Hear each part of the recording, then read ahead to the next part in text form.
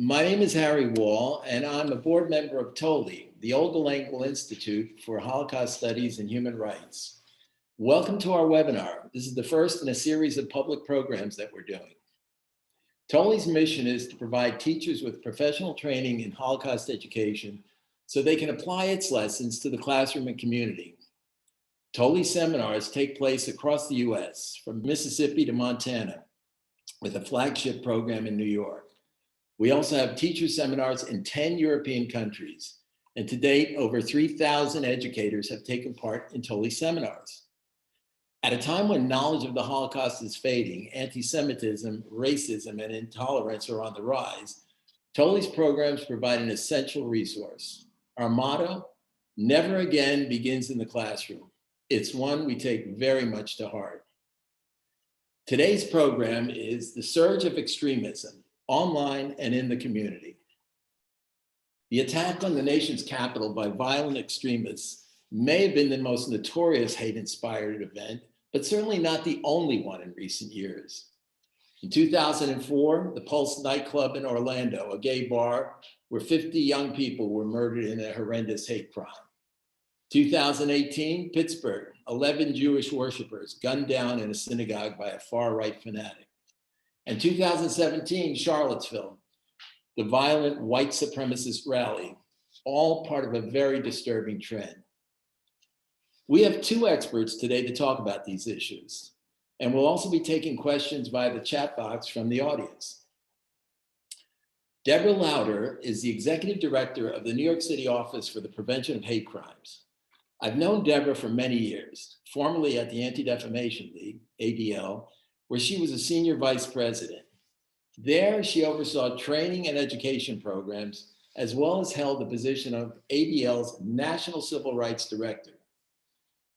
She has been a passionate and respected leader in the fight against hate. And I would add, Deborah is a former member of the board of directors of TOLI. Andrew Marantz is a staff writer at The New Yorker, where he has worked since 2011. He has written extensively for the magazine about technology, social media, the alt-right, and the press.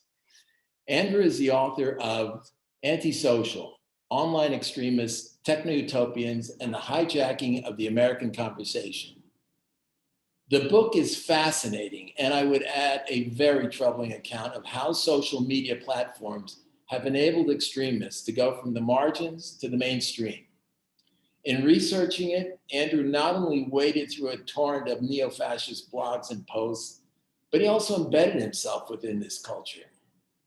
The Guardian, in its review, said, Marantz has written what may be the definitive book on the nexus of internet culture and the new far right. So my first question is going to be to Andrew. By now, we're all aware that social media had an important role in the attack on Washington. You saw this coming several years ago.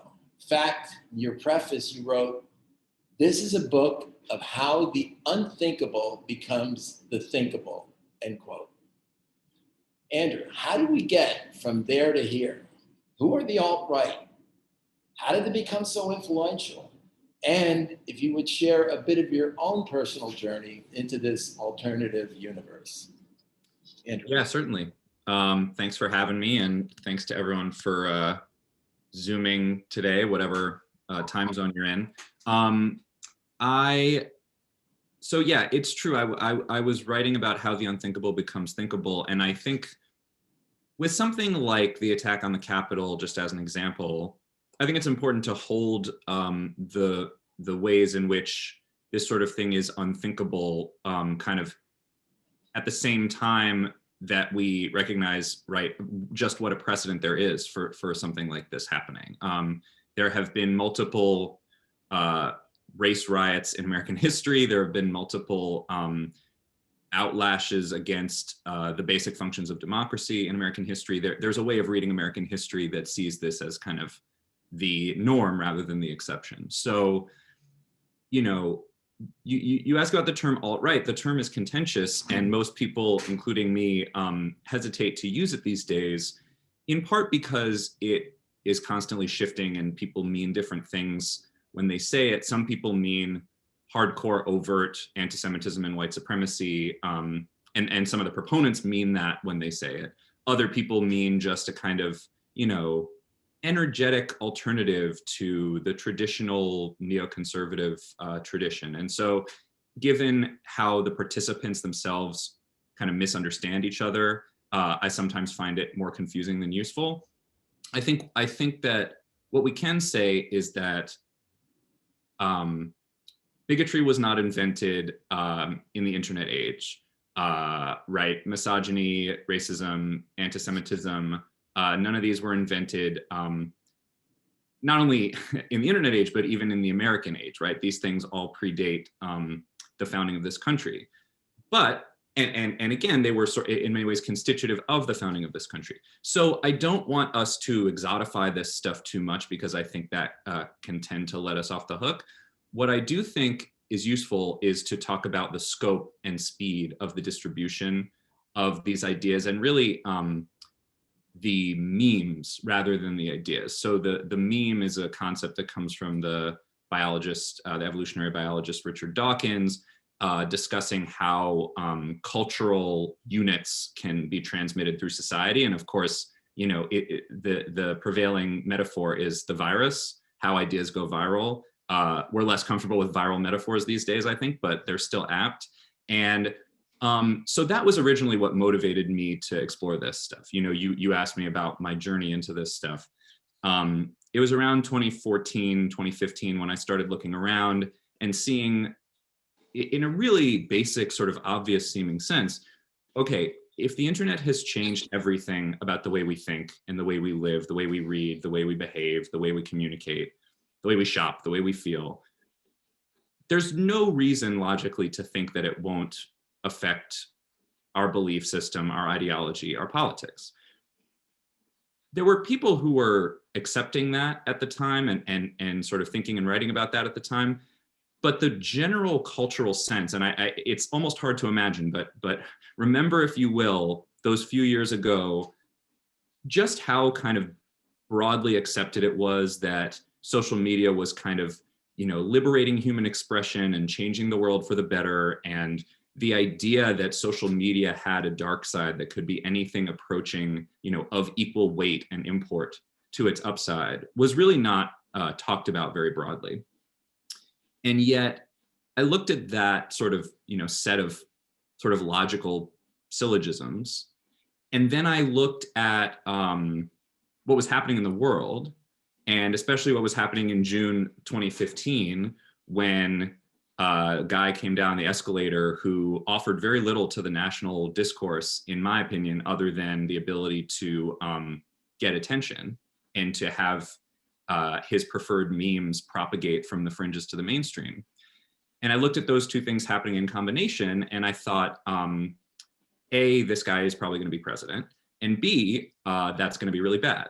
And so this wasn't a book about Donald Trump, but it was a book about the many structural forces that enabled something unthinkable, like a presidential administration run by the guy who made a cameo in Home Alone 2, to be thinkable.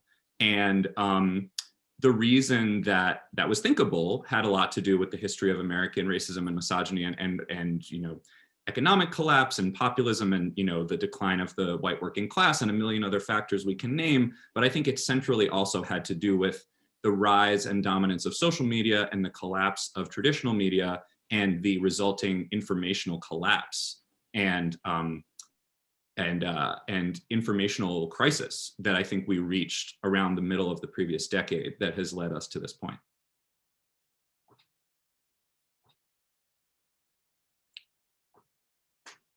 How ironic, and you've actually written about it, that this entire media enterprise was created by a number of Ivy League white guys intending to be good, who've unleashed some of the worst white supremacist, racists, and that we've ever seen take off in any environment. I'd like to come back to your point about how this is getting into now the political sphere, but I'd like to turn to Deborah And Deborah, would you tell us about your position, which I know is actually new. You're the first one to hold the office of the director of the Office of Hate Crimes in New York City. And I think what we're like to do is go from, you know, the picture that Andrew sort of draws in the virtual world to what's going on in your real world. Deborah. Sure. So first of all, I want to thank you for hosting this, and most of all to Tolly for sponsoring this program. As Harry mentioned, I did serve on the board for a while with Tolly, and I'm seeing some of the names scroll on the screen who's participating. And just want to give out a shout out to Wendy, who had overseen a program in Montana. A couple summers ago, I was privileged to spend a week in Billings watching the Tolly program there and just seeing the incredible impact it had on teachers. So pleased to be part of this program, and it's great to see Andrew and honored to be with him on this. So for those of you who are not familiar, 2018, 2019, hate crimes were going up. In New York City, crime had been going down, but hate crime numbers have been going up, mostly driven by anti-Semitism. And the city legislature decided, rather than just continuing to condemn hate crimes, which is vitally important to do, they wanted to do something more. And they passed legislation to create this office, the Office for the Prevention of Hate Crimes. Mayor de Blasio escalated getting the office going, and I was pleased to be appointed in September 2019. So yes, we are still new. We're 17 months old now. We are based in the Mayor's Office of Criminal Justice, and we have a fantastic staff of 7. So what we are tasked with doing is looking at how do you prevent hate, right? And you know, there's not one way to do it, and I'll talk more about that. But what I've been doing over these past months is really coordinating like all the different city agencies that would be stakeholders in either hate prevention or response. So, you know, obviously NYPD, New York Police Department would be at the table, the City Commission on Human Rights, the Mayor's Office of Immigrant Affairs, the Taxi Commission, because we are dealing with hate in taxis, the parks, deal with hate graffiti, Department of Health and Mental Hygiene, critically important in terms of hate crime prevention. So 18 agencies plus all 5 district attorney's offices in New York City. So we've been convening those groups regularly, putting them in working groups to really look at and drill down into specific issues on how can we do a better job as a city. So I think we're unique. And I'm hoping we're providing a role model for other governments who want to take this issue seriously and do something about it. The other thing that we're able to do is convene the community-based organizations that represent the communities that are most vulnerable to hate. So we have obviously the Jewish community sitting at the table, the Muslim community, the LGBTQ, the Hispanic community, the Black community. So we're bringing all these different advocacy groups together, and we're having them share best practices and their challenges and finding out what their needs are and trying to support them as well. And at the same time, we can act as a bridge between government and the community, which has been, I think, really valuable. So I can go more into some of our strategies. But and let's drill down a little bit. So where is it worse? What's your data showing?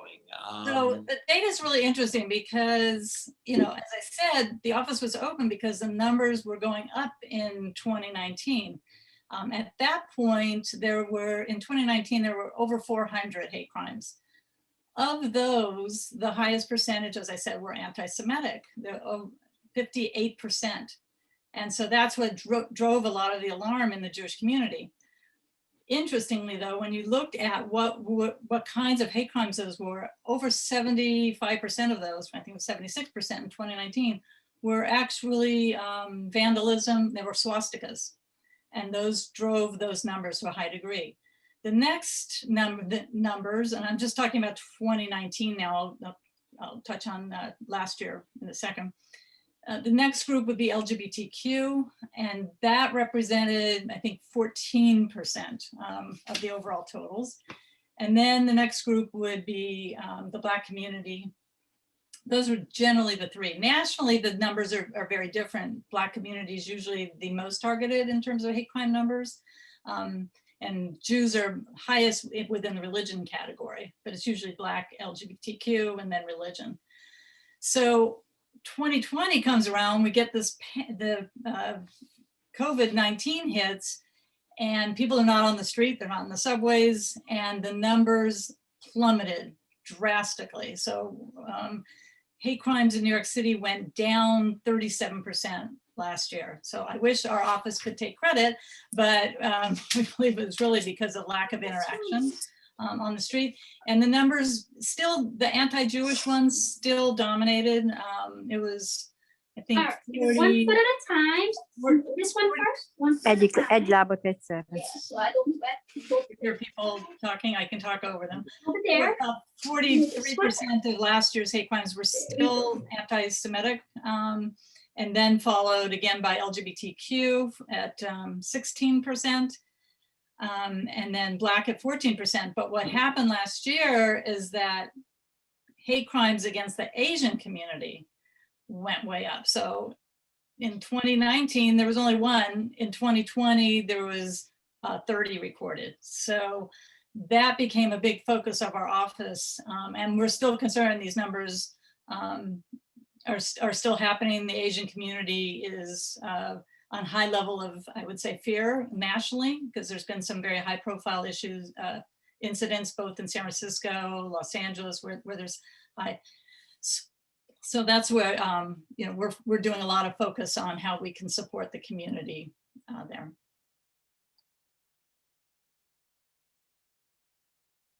You're on mute. Sorry. Okay, new at moderating. So Andrew and Deborah, I think it's good for both of you.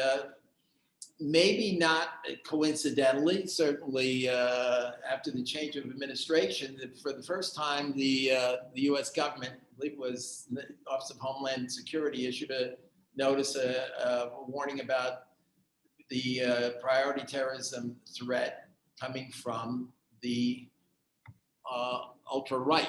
I don't have the exact wording, but Andrew, I think you know what I'm talking about. I suppose that doesn't surprise you. And I'd like to, you to elaborate a little bit on that and how you see that developing. Are we now on a let me make one other point. Only a few years ago, we were talking about Islamic terrorism. A few months ago, it was Russian and hacking into and the danger of Russian interference on the media. And now we're with right wing. That's your field, Andrew. So why don't you take the first step? Yeah, well, and I think Deborah would have a good sense also of sort of where things might be on the rise. But I think, it's important to have a kind of holistic view of, and I'm sure, Deborah can speak to this as well, of, similar to the way that social media is both reflective of and constitutive of our kind of social beliefs and behaviors, right?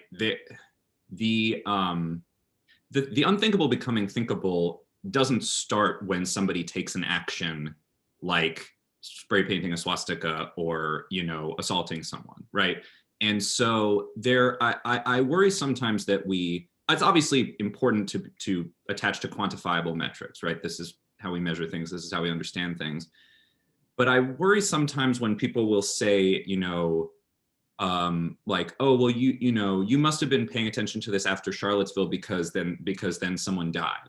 And, yes, of course, it's important and tragic when someone dies. But I think that the open unfurling of Confederate flags and swastika flags in the streets of a major American city would have been troubling whether somebody died or not. In other words, I don't mean to downplay the violence in any way, but the where we are societally, where we are ideologically, is an extremely important component of where we're going to be behaviorally downstream from that.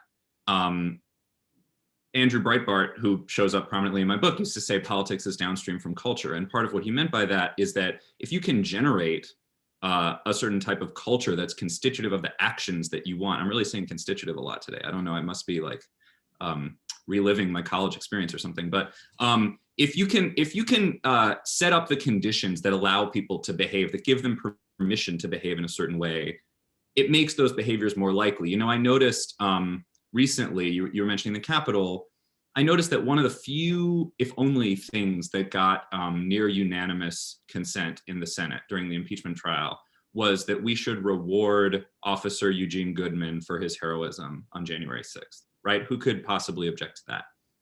What that made me think about was, you know, it's so funny, you know, you're not willing to condemn the incitement. You're not willing to condemn the planning. You're not willing to condemn the organizing. You're not willing to condemn anyone who says, go to this place at this time and do this thing. But once the mob is inside the building, you're willing to laud the person who was the very last line of defense preventing people from getting killed once that mob was in the building. I don't mean to overdraw the analogy, but it reminded me of social media because we're always having the conversation about the last step in the chain. We're always having the conversation about who should be banned, who should be demonetized, who should or shouldn't be censored. But the conversation, once you're having that conversation, it's too late. You're several years too far down the line, because once you're talking about banning someone, they may have already radicalized thousands of people. They may have already poisoned the well of our ideology in innumerable ways. I mean, I'll stop after this and let Deborah get a little more concrete, but you know, when I was doing this reporting, Harry, as you said, I was embedding with people who were really, I wanted to see how they were corroding the fabric of our democracy. I didn't want to just write an essay about, you know, wouldn't it be nice if we had a democracy? I wanted to really see with my own eyes how you can sit at your laptop at your kitchen table and really, you know, abrade the civic fabric in very specific ways. And so I would watch people do things like, you know, set up a video chat in Periscope where they would say, okay, we want to spread this rumor about Islamic terrorism that, you know, really is unfounded in reality, but we just want to sort of plant that seed so that we scare people. And we know that the social media algorithms are designed in such a way that fear and disgust and xenophobia play really well in the metrics. And then that stuff starts trending and snowballing. So if we all go to Twitter and promote the same hashtag at the same time, it'll trend. Then it'll get seen by actually Rush Limbaugh of memory, and that he will see it, and then he'll mention it, and then maybe Sean Hannity will mention it, and then once Fox is mentioning it, CNN will mention it. So the specific mechanisms might differ, but I think it's important to note that people can think very specifically about how to propagate a particular hateful meme from the fringes to the mainstream without there being any act of either physical violence or any violation of the rules, right? There's nowhere in that decision tree where anybody says, okay, should we be kicking anybody off of these platforms, because they're not violating the rules of the platforms. They're just violating the norms of decency and honesty and, you know, kindness to one's fellow neighbor. So, right, so I think that we have to get a little more creative than just thinking about, you know, very clear violations of laws and rules, as important as those are. Well, Deborah, now I'm going to ask you and draw upon a little more of your previous experience in education, in programs, training programs, civil rights, not to mention your own title, which is the prevention of, to address Andrew's point, which is a really good one. How do we find this earlier in the cycle and not wait until the last point in it? Oh, you're mute. Thank you. No, that's critically important. Before I go into it, I want to make a response to Andrew, because you're totally correct. These data are really important, and we've advocated for years for data collection from law enforcement agencies. You know, we need some baseline to figure out what's going on, but the data just don't tell the whole story. I mean, hate crimes are way underreported to begin with. Some estimates, the Department of Justice estimated over 50% are underreported. And people, for a number of reasons, right? Some people in the Asian community, we're finding now culturally they didn't feel comfortable with law enforcement and talking about their problems when they've been subjected to hate. LGBTQ community, as much as we've made advances, people who are victims many times don't want to reveal their personal characteristics to law enforcement.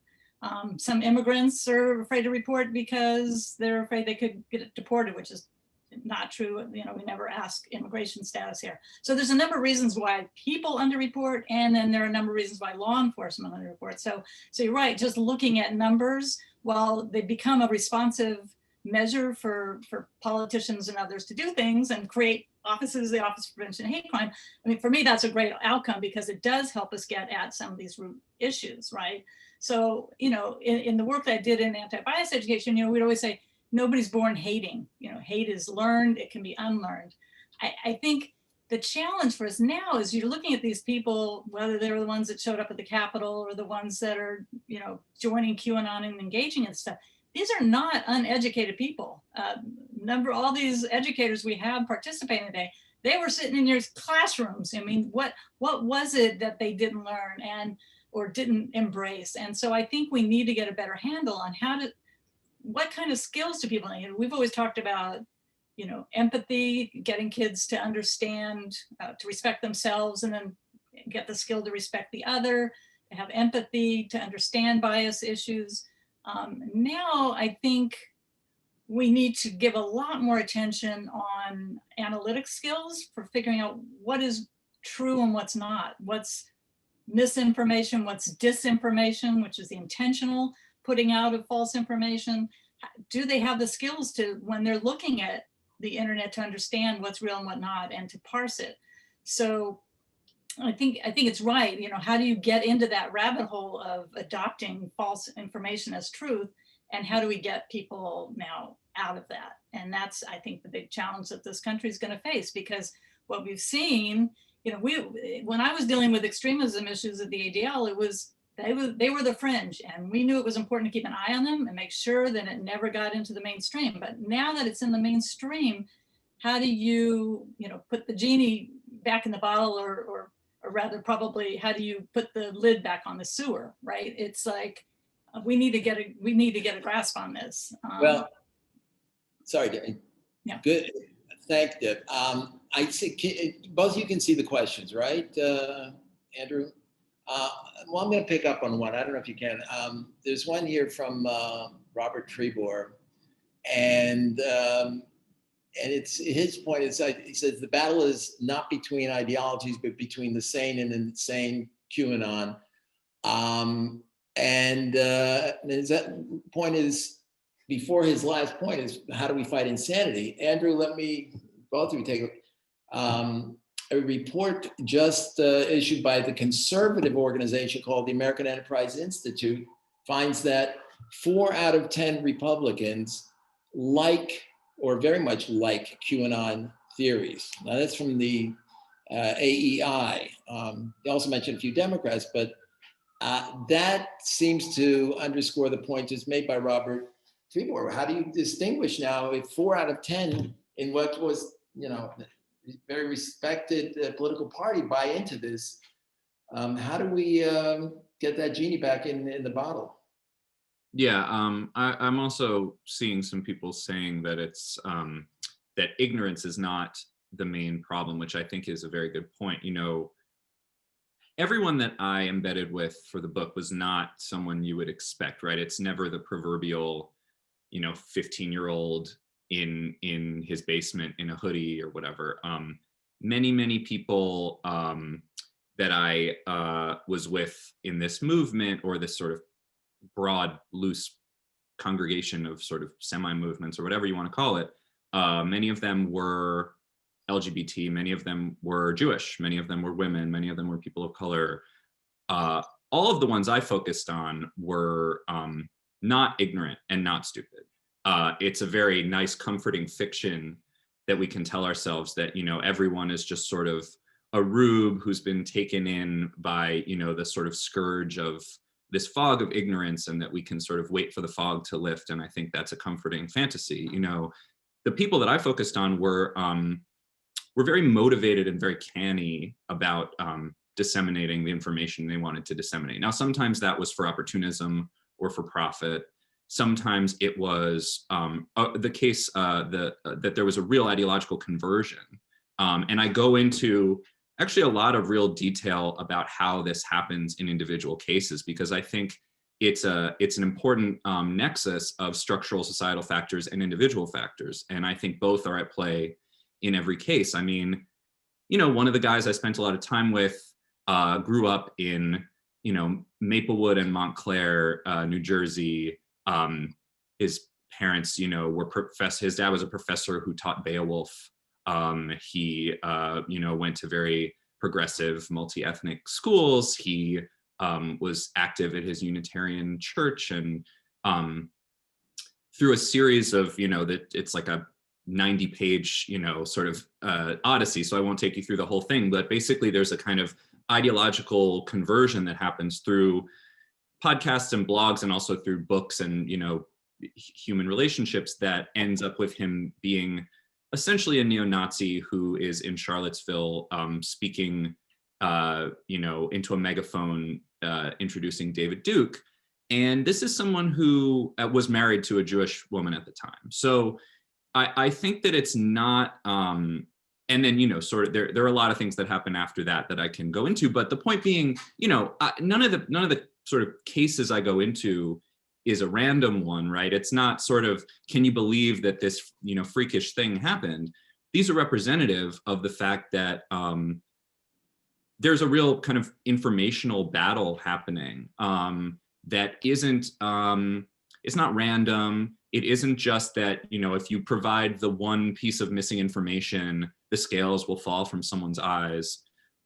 There's a real kind of, as I said before, an informational crisis happening out there. And I think that the way out is much more, it's just going to be much harder work than I think we've been led to believe. There's a kind of progress narrative that all Americans are kind of inculcated with, that if you kind of wait and you're patient, you know, the arc of history will bend toward justice. And I think that's profoundly misleading. I think we have to bend it in the direction we want it to go. And there's always been a kind of, you know, ecumenical pluralist tradition in this country. There's also always been a violent fascistic tendency within this country. And yeah, we're gonna have to dig our way out.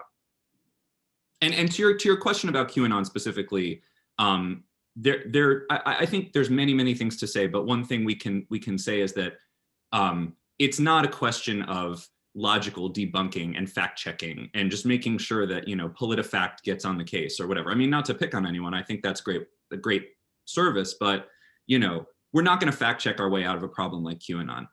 If I were to tell you just the basic facts of the QAnon conspiracy theory, I think you would immediately concede that this is not a question of, you know, having the right kind of logical debate. This is a very post-logical phenomenon. And so that doesn't mean it's not intractable. It just means that we can't just sort of rebut it in a bullet point way and think it's going to go away.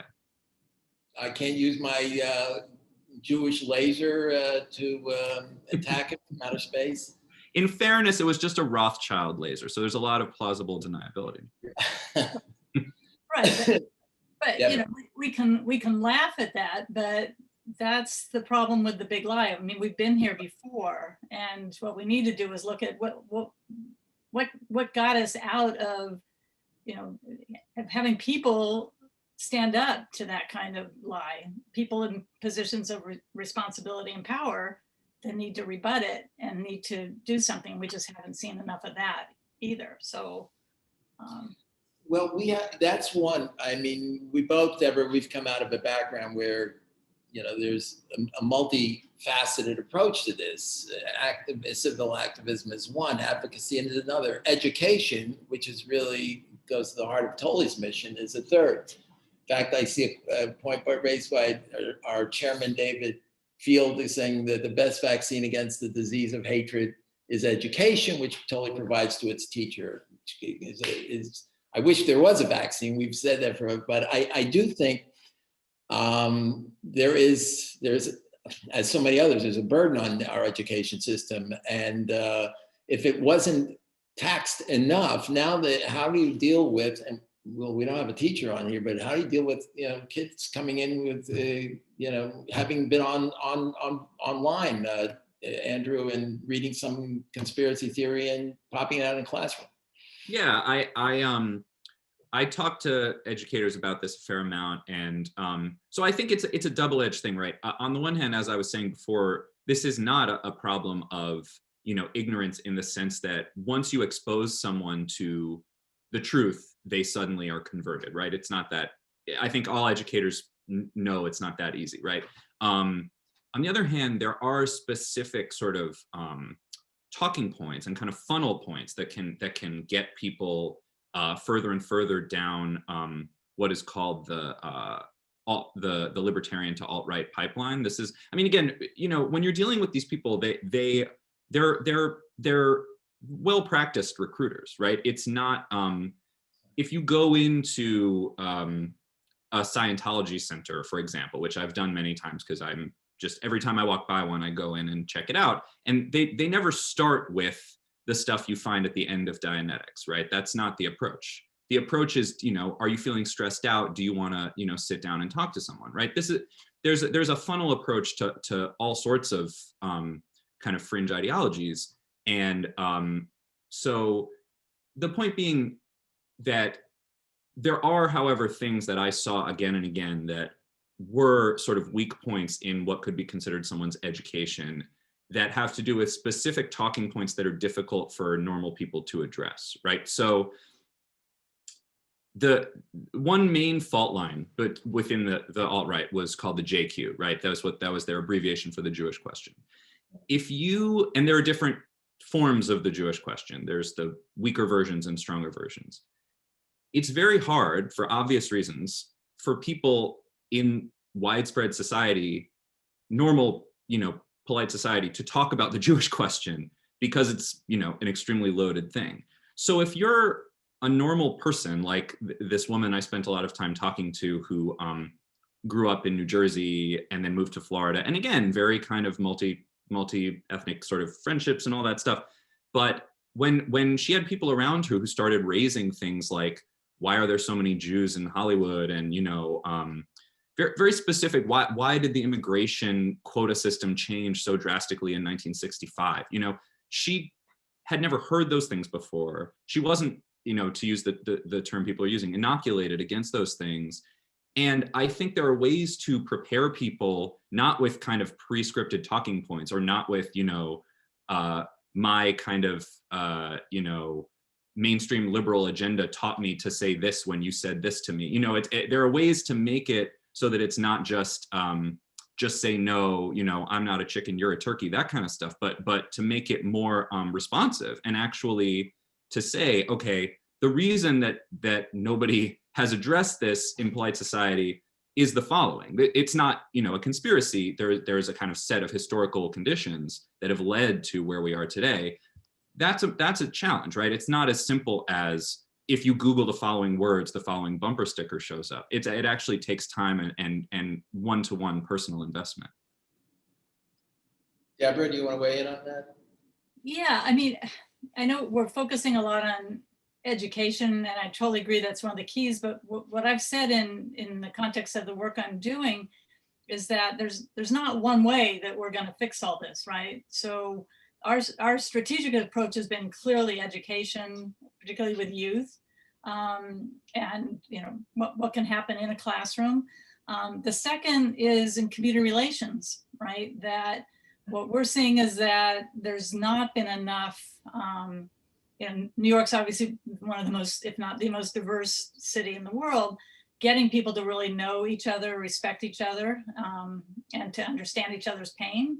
And then the third is, the part of the law, the hate crime laws and law enforcement to enforce those. So you have those three intersectionality points where we all have to participate together. I had an interesting experience in one of the schools when, at the height of some of the anti-Semitic stuff, we were in one of the Brooklyn religious neighborhoods, and we brought one of the Hasidic rabbis to a public school, and the kids were just fascinated. These are people they see on the street in their neighborhood every single day, but there was like no interaction. And to have him come to their school, and they would say, why do you wear those funny black coats and those big hats? And why do you have those, your hair coming down in front of your ears?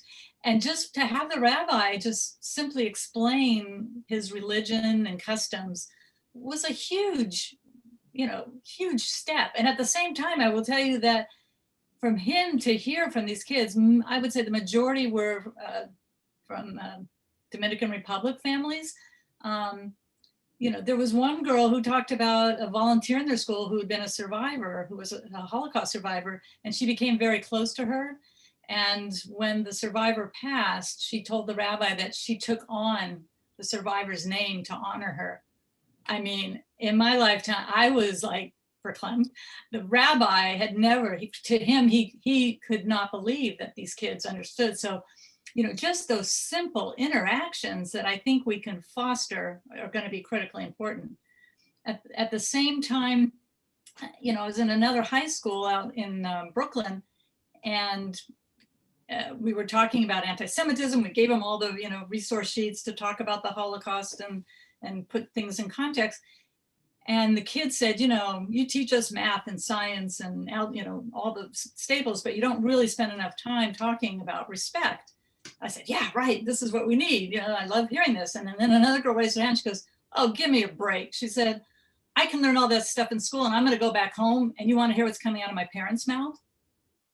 So, we've got challenges on so many levels on how we can deal with educating people, getting them to interact more, getting them to respect laws, to educate them on what they are. So, it's a challenge, but you can't do nothing. And I'm optimistic that when you even do some of these things, and people, just seeing the high turnout for this call today gives me a lot of optimism. People are caring, and they're realizing that we all have to be part of the solution to fixing this problem, because it ain't going away unless we do. So you raise the issue of law, and I want to talk to each of you on your respective tracks about the role of law and regulation. Andrew, the obvious one is now, discussion in Washington about regulating the social media platforms. What do you say? Yeah, I think regulation is an important part of the solution. I don't think it's sufficient, though. I think that there's an obvious case to be made for breaking up Amazon, for example, or breaking up Facebook. But I think if you broke up Facebook in the way that David Cicilline and others are proposing, which would be sort of spinning off the Instagram and WhatsApp acquisitions and making them their own companies, that wouldn't solve the problems we're talking about. It would help, and I would support it. But I think that the core problem you're still left with is that these algorithms, the lifeblood of virality on all these algorithms is emotional engagement, and specifically what social scientists call high activating emotions. So it's not all emotions are created equal, right? There are specific emotions that good people can spark and incite in their audience, and they know which emotions work better than others. And it just so happens that those emotions can be pro-social or antisocial, and the ones that work better are the antisocial ones, which is hence how I got to my book title, right? So there are ways that these things work. And again, I think it's I appreciate all the things I'm seeing people say in the chat and in the questions about specific research that can be shared and specific tactics that can be brought up for educators and just for people to live in community with each other. I think that's all great. And I think,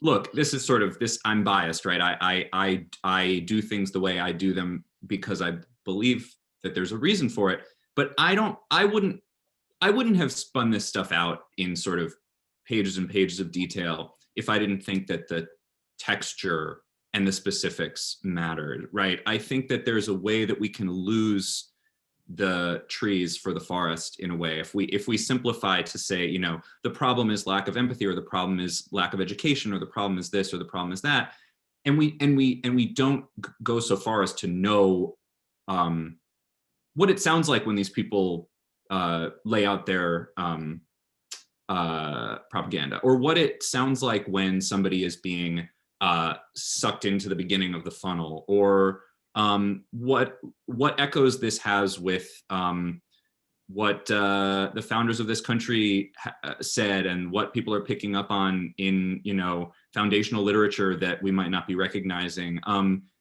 You know, people, again, we've talked a lot about inoculation, and I think one way to inoculate ourselves is just to have a really specific sense of what this stuff really is in practice, not just what theoretically we might think it is, or what we might want it to be, or the cartoon we might have of it in our heads.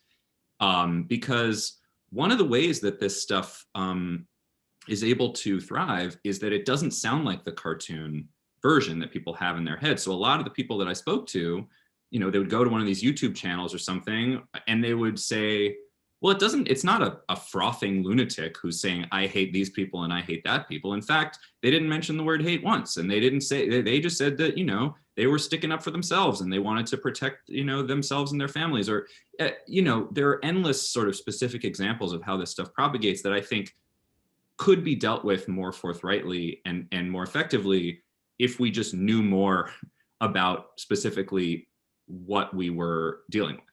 And there's a tendency to sort of use old tropes because the tropes help us not to normalize and not to accept things into, you know, not to mainstream that which should be marginal. But there's a difference between mainstreaming something and simply understanding it.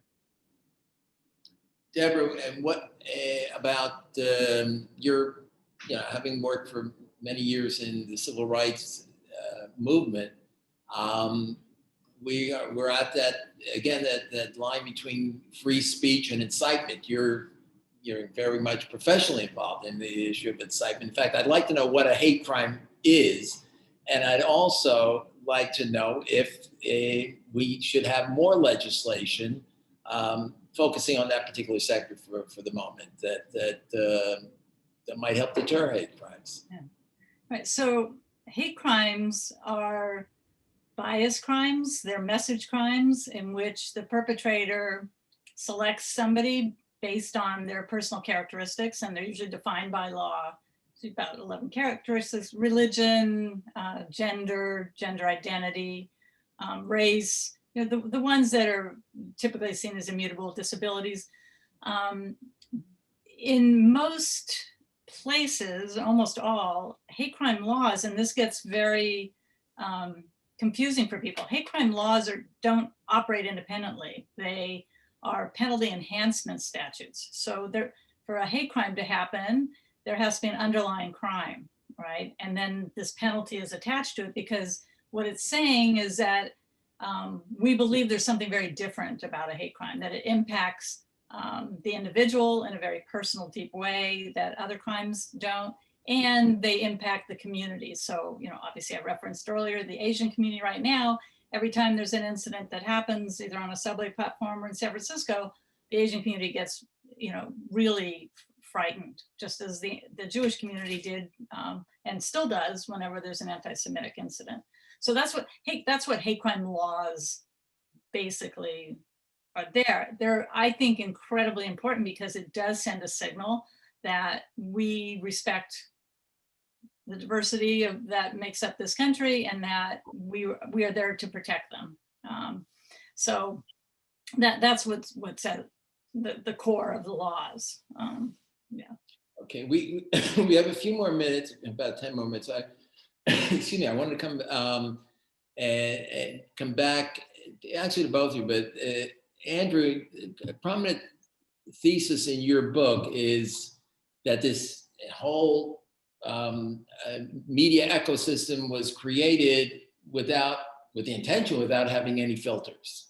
You know, let everybody have their, and we've seen what that's brought. Now, recently, we've seen what you call the gatekeepers start taking responsibility.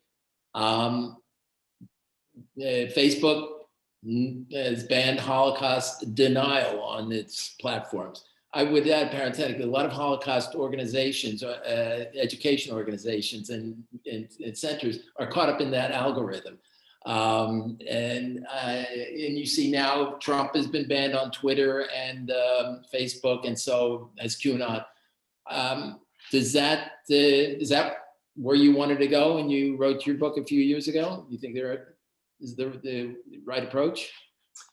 Well, it's tough, right? I don't think that we can necessarily enforce our way out of this because, you know, I do think, and again, I know it's a fraught analogy, but I do think that to have these algorithms that are built around emotional engagement and emotional incitement, and then to say, well, we've now shut down these 500 Holocaust denier pages, is sort of like drawing a mob toward the Capitol and then rewarding the people who keep them out of the Capitol, right? It's not, you're tugging the incentives in both directions.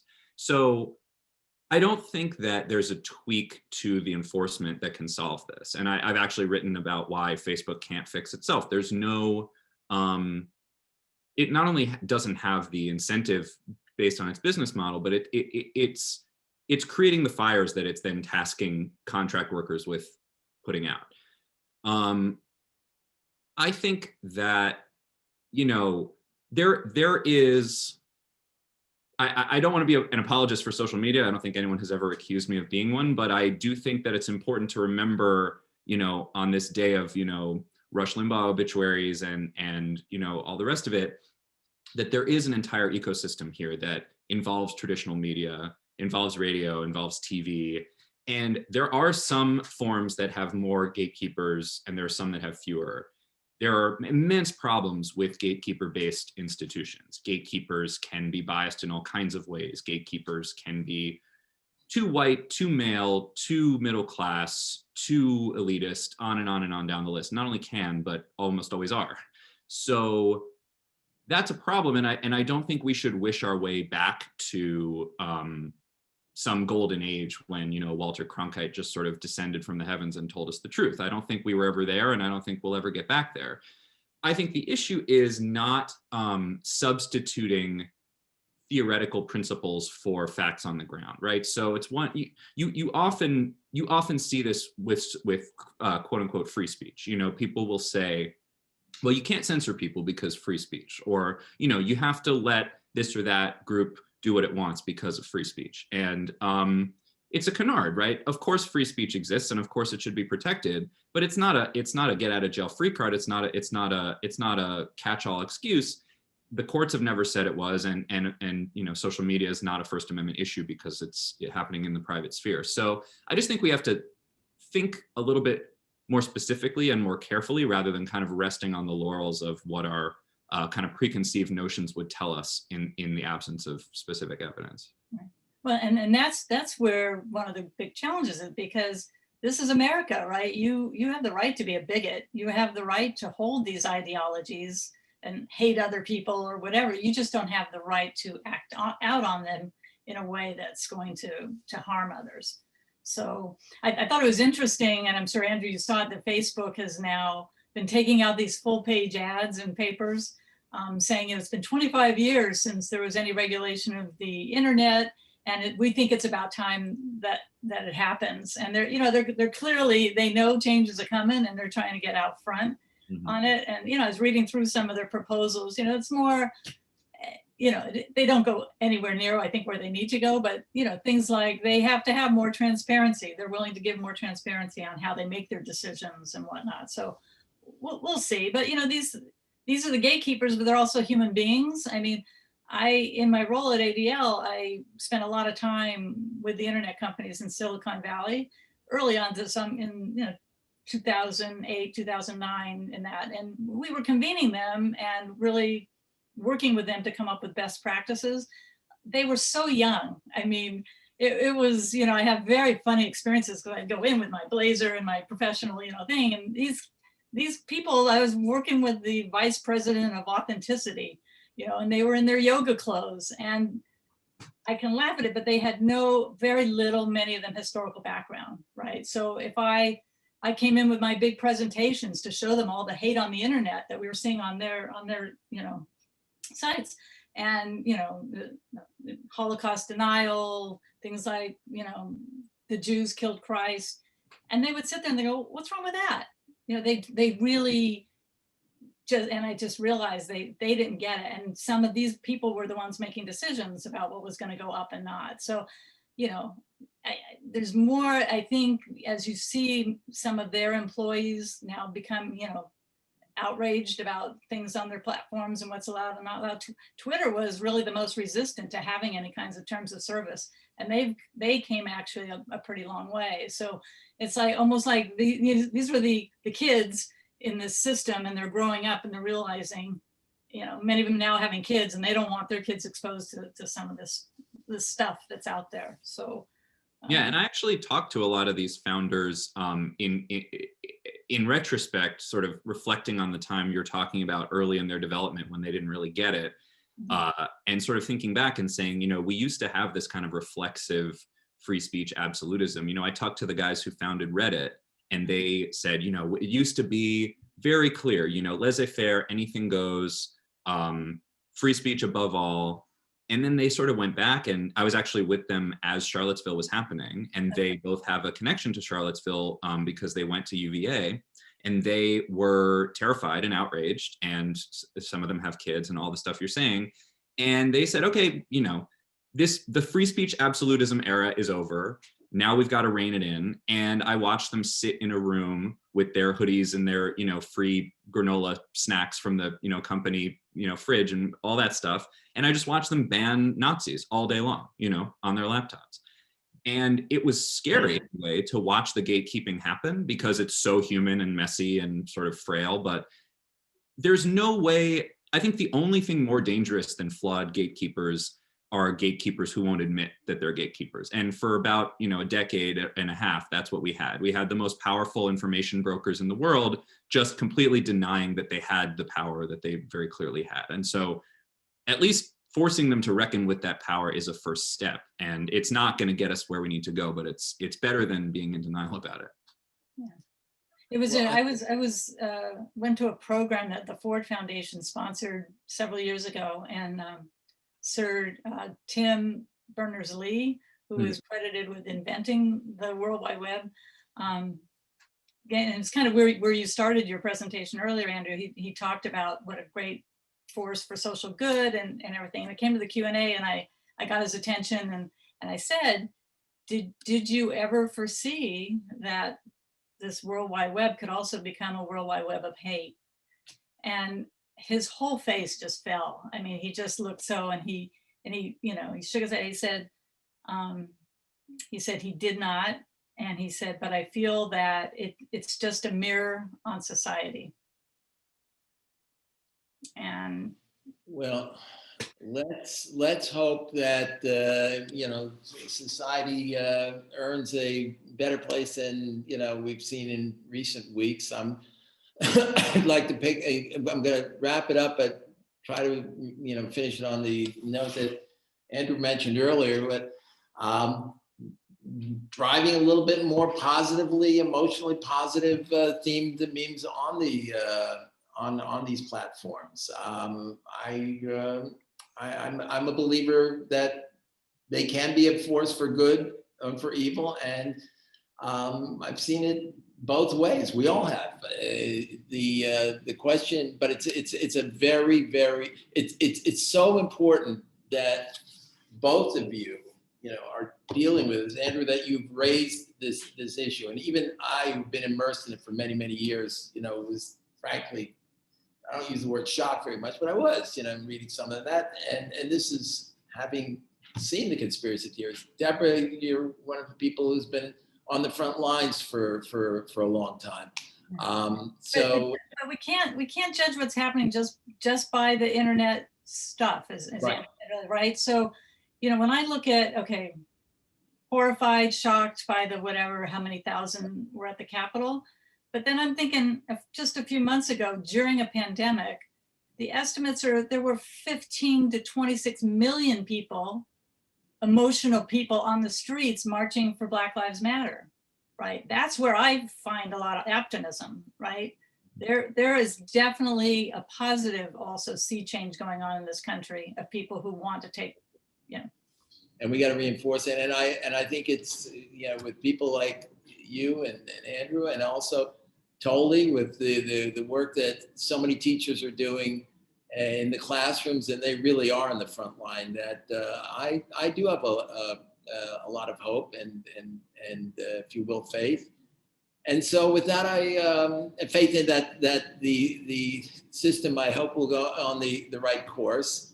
I want to thank you both. It's really been an interesting discussion, and I want to also thank Gia and Marnie, Fritz, who helped put this program together, the staff at Tolly, our chair, David Field and Mark Perez, and look forward to the next program, which will take place in March, and we'll be not only send you a notice of that, but also this program has been recorded. We'll send everybody a link to it. So for those who want to hear it again, or know somebody who didn't have the opportunity, it'll be out there. So once again, thank you very much, and to be continued. All right. Thank you. Bye. Thanks, guys. Thanks.